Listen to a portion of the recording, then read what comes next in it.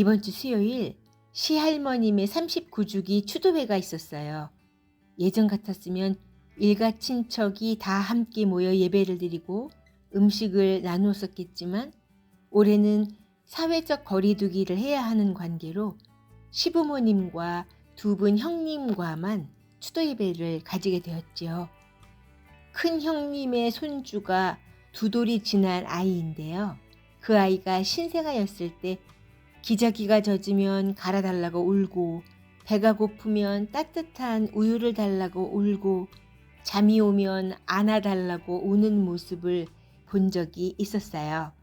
자기의 경험을 통해 울면 자신이 처한 문제에서 해결받는다는 것을 아기는 알고 있었던 거죠. 이제 걸음을 걷고 자신이 원하는 대로 이동이 가능한 그 아이는 목이 마르면 물을 달라고 하고 미끄럼틀에서 놀고 싶으면 자신의 의사를 표현해서 미끄럼틀에 오르는 것을 볼 수 있었어요. 형님이 띄워주신 아이의 동영상을 통해서요. 조카 손주의 동영상을 보면서 아기들은 자기들의 필요가 충족되는 기쁨을 얻기 위해 부모의 반응이 있을 때까지 계속 울기도 하고 목소리를 높이기도 하는데 우리 어른들은 왜 우리의 필요를 충족시키는데 이렇게 어려움을 겪어야만 하는 걸까? 라는 생각을 해보았습니다. 혹시 우리 어른들이 아이였을 때 구하는 것은 이기적인 거야. 남들을 생각해야 할 때 나 자신을 먼저 내세우면 못 써. 라는 말들을 들으며 자라서 그런 것일까요? 많은 분들과 이야기를 나누다 보면 이런 말씀을 하시는 경우가 아주 여러 번 있었어요. 저는 두렵습니다. 내가 요청하면 부모님들은 안 돼! 라고 거절할 수 있고 그렇게 되면 저는 실망할 테니까요. 자존심이 상하게 돼서요. 혹은 저는 제가 도움이 필요한 사람이라는 것을 다른 사람들에게 알리고 싶지 않아요. 수치스럽게 느껴져서요. 어른이라면, 성인이라면요. 도움 따위는 구해서는 안 되는 거 아닌가요? 스스로 해결해야 되잖아요. 이렇게 말씀하시는 경우도 있었어요. 만약 그들이 나를 도와준다면 나도 보답으로 그들을 도와주어야 하잖아요. 그러기가 귀찮고 싫네요. 이런 말들을 많이 들어보셨어요?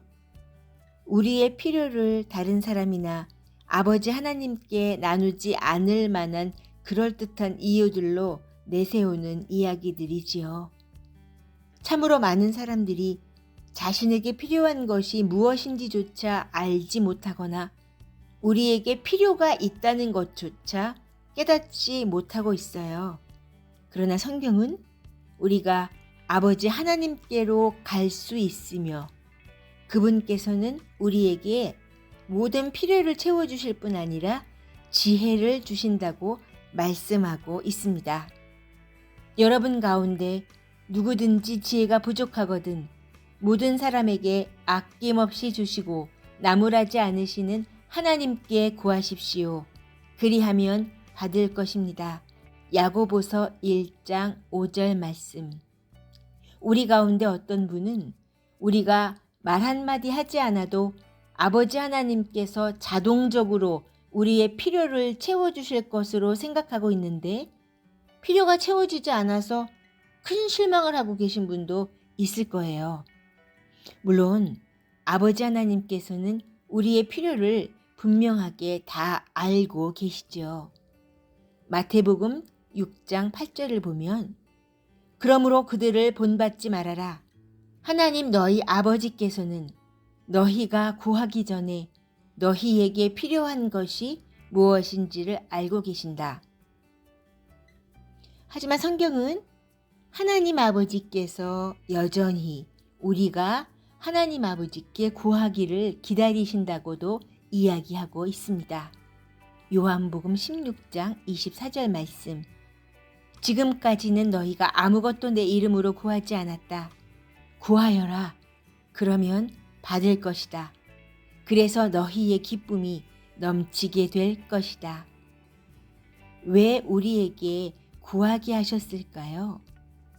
우리가 구한 것을 받을 때 우리는 그것이 그분으로부터 온 것임을 알게 되고 그로 인해 우리의 기쁨이 충만하게 될 것이기 때문입니다. 이번에 아들 찬영이가 군대에서 휴가를 나왔는데요. 먹고 싶었던 음식들을 하나하나 이야기하더라고요. 그래서 저는 부지런히 요리를 해서 냉장고에 채워 넣었지요.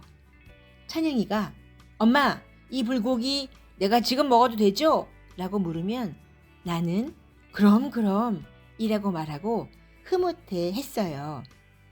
이미 아빠, 엄마와 찬영이는 친밀한 관계이고 사랑하는 부모 자식 관계이기 때문에 찬영이 자신이 요구한 것을 냉장고에서 언제든지 마음껏 꺼내 먹을 수 있었던 거지요.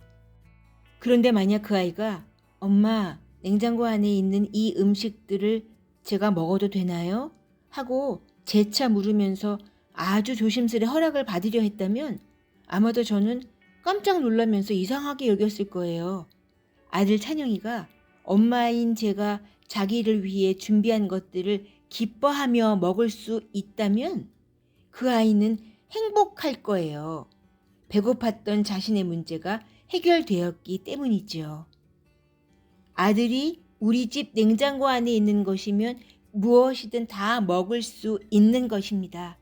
그러나 아들이 엄마에 대한 두려움이 있거나 엄마가 말한 것을 믿지 못한다면 이미 자신의 것이 된 모든 것을 자유롭게 먹지도 누리지도 못할 거예요. 그것이 바로 아버지 하나님과 자녀인 우리들의 관계인 것입니다. 자녀가 필요하거나 원하는 어떤 것도 이미 그의 것입니다.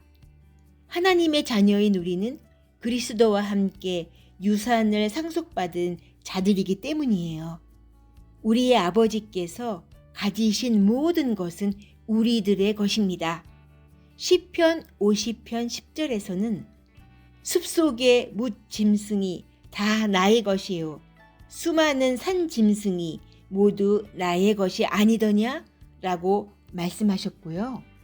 로마서 8장 16절 17절에서는 바로 그때에 그 성령이 우리의 영과 함께 우리가 하나님의 자녀임을 증언하십니다. 자녀이면 상속자이기도 합니다. 우리가 그리스도와 함께 영광을 받으려고 그와 함께 고난을 받으면 우리는 하나님이 정하신 상속자요 그리스도와 더불어 공동 상속자입니다. 라고 말씀하셨어요. 우리가 해야 할 일은 하나님 아버지께 청하고 구하는 것뿐입니다. 하나님 아버지와 우리의 관계는 친밀한 사랑의 관계요, 상호 신뢰의 관계입니다.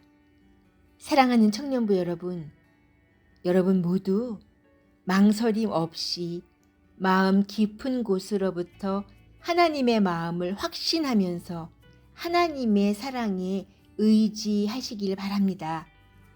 요한 1서 4장 16절에 우리는 하나님이 우리에게 베푸시는 사랑을 알았고 또 믿었습니다. 하나님은 사랑이십니다. 사랑 안에 있는 사람은 하나님 안에 있고 하나님도 그 사람 안에 계십니다. 라고 말씀하셨어요. 우리는 어떻게 우리가 필요한 그 사랑을 받을 수 있을까요? 요한일서 4장 19절에 우리가 사랑하는 것은 하나님이 우리를 먼저 사랑하셨기 때문입니다. 라고 말씀하셨습니다. 사랑하는 청년부 여러분, 아버지 하나님께서 먼저 우리를 사랑하시도록 하십시다. 그 사랑의 관계로부터 우리 자신과 다른 사람을 사랑할 수 있는 능력이 흘러나올 것입니다. 우리가 먼저 아버지 하나님의 사랑을 경험하게 될 때에 우리 자신을 그분께 완전히 오픈할 수 있고 그분께서 우리 존재의 깊은 곳을 치유하시고 회복하시도록 하실 수 있습니다. 우리가 할 일은 구하는 것 뿐입니다. 하나님 아버지의 사랑에 우리 자신을 내어 던지는 것 뿐입니다. 그분이 가지신 모든 것, 그분의 측량할 수 없는 사랑까지도 모두 우리의 것이라고 말씀하셨습니다. 아버지 하나님의 엄청난 사랑을 깊이 체험하는 한 주간 되시길 기도합니다. 사랑하고 또 사랑하며 더욱 사랑합니다.